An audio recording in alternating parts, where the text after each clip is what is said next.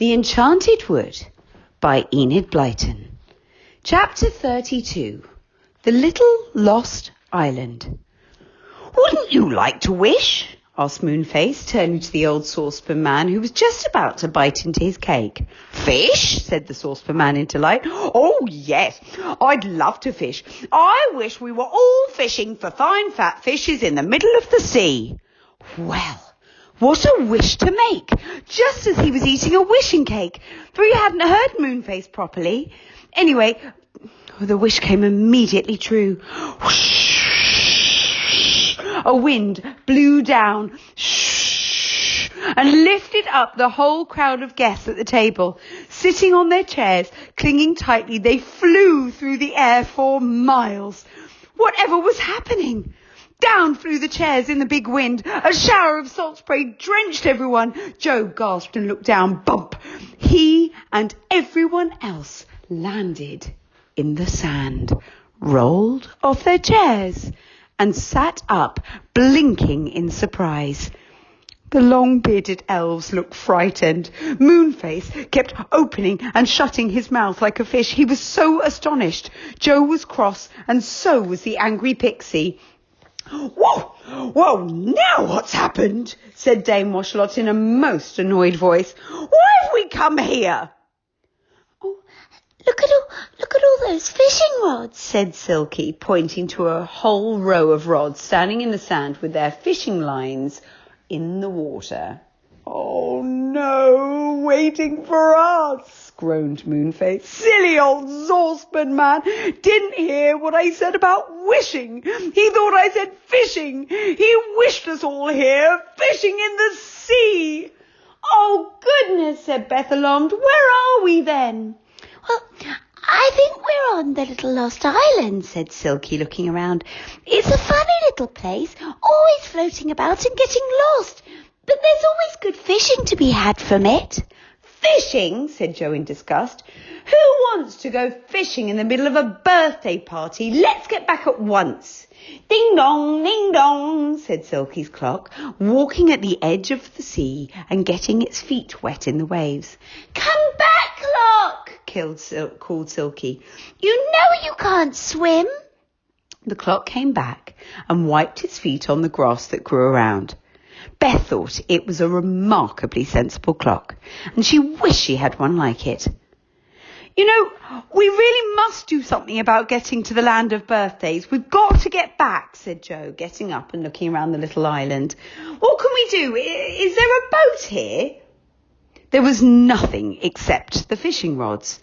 Nobody even touched them, for they didn't feel in the least like fishing.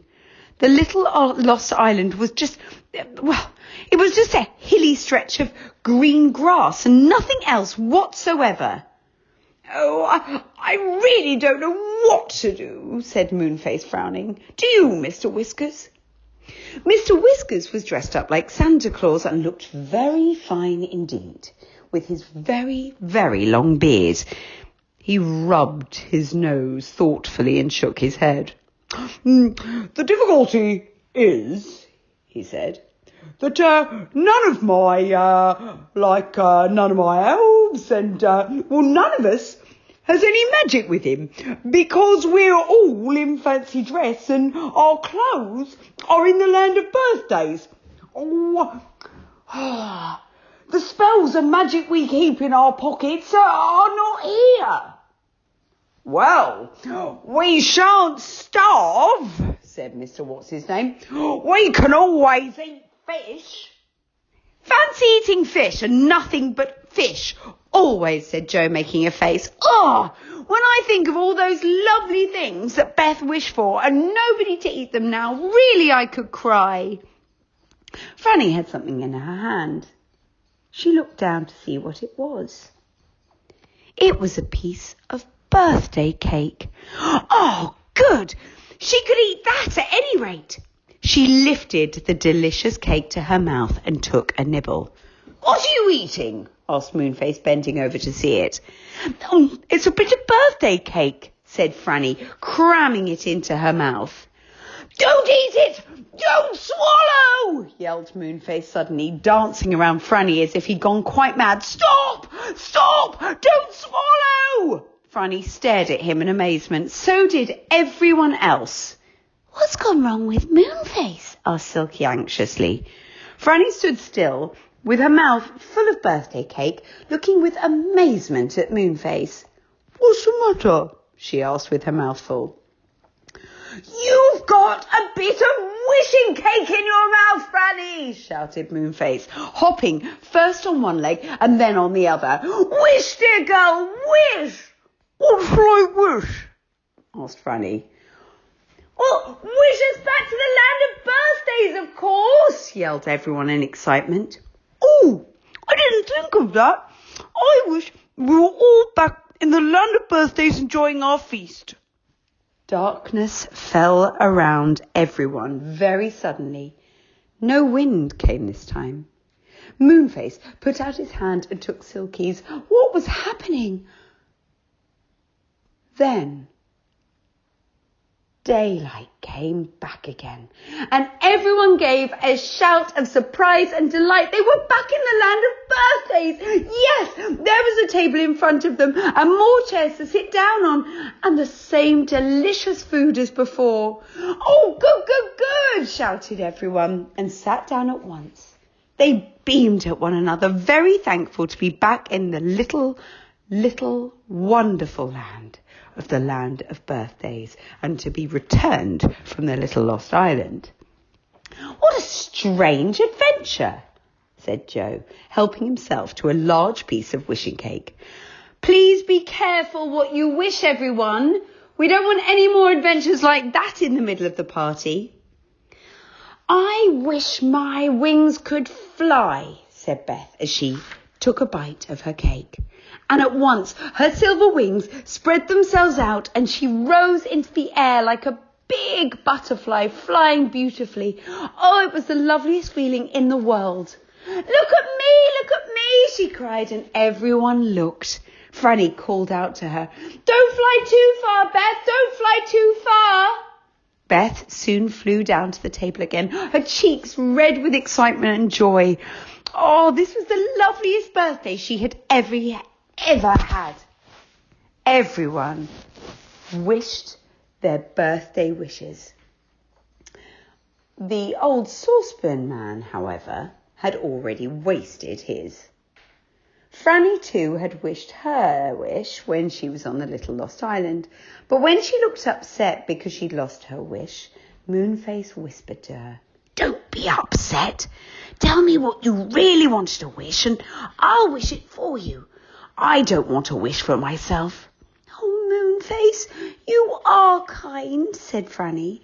Well, if you really mean it, I did want a doll that could walk and talk. Oh, easy, said Moonface at once. I wish Franny had a doll that walks and talks. At that very moment, Silky cried out in wonder and pointed behind her. Everyone looked. Coming along on small, plump legs was a doll beautifully dressed in blue with a bag in its hand. It walked to Franny and looked up at her. Oh, you lovely, beautiful doll, cried Franny in her greatest delight, and she lifted the doll onto her knee. It cuddled up to her and said, I belong to you. I'm your own doll. My name is Perenelle. Oh, what a sweet name, said Franny, hugging the doll. And what have you got in your bag, Perenelle? All my other clothes, said the doll, and opened her bag. Inside were night dresses, a dressing gown, an overcoat, a raincoat, overalls, dresses, and all kinds of other clothes. Franny was simply delighted. What did you wish, Joe? Asked Beth. Joe was looking all around and about as if he expected something to arrive at any moment. I wished for a pony all of my own, said Joe. Oh, look, here it comes. Oh, what a beauty. A little black pony with a white mark on its forehead and 4 white feet came trotting up to the party. It went straight to Joe. My own little pony, cried the little boy in delight. Let me ride you. I shall call you Midnight Star for the little white star on your black coat. He jumped on the pony's back and together they went galloping around the land of birthdays. Now let's play games, cried Moonface, capering about. And as soon as he said that, the table vanished and music began to play. Musical chairs, shouted Silky as the chairs suddenly put themselves together in a long row. Come on, everybody. And that is the end of that chapter.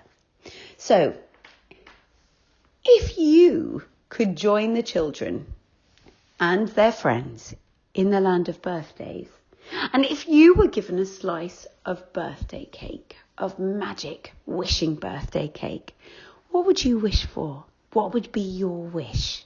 What would you love to do in the land of birthdays?